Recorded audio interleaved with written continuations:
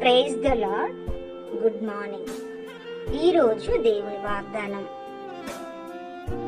యెషయా 43వ అధ్యాయం 25వ వచనం. నేను నీ పాపములను జ్ఞాపకము చేసుకొనను. ఆమేన్.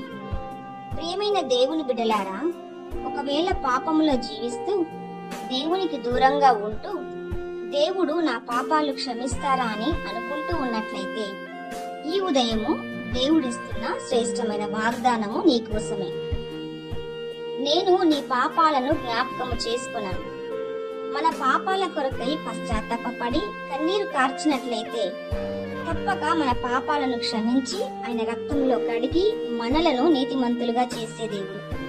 మనుషులైతే వాటిని మాటి మాటికి జ్ఞాపకం చేసి మనలను అవమానపరిచి బాధపరుచుతారు, కానీ ప్రభువు మన పాపాలను జ్ఞాపకము చేసుకొనను అని సెలవిస్తూ ఉన్నారు. ఎలాంటి పాపి అయినా దుర్మార్గులైనా అలాంటి వారిని కూడా క్షమించి ప్రేమించే దేవుడు మన దేవుడు. ఈ వాగ్దానము నా జీవితంలో నెరవేర్చబడును గాక. ప్రార్థన.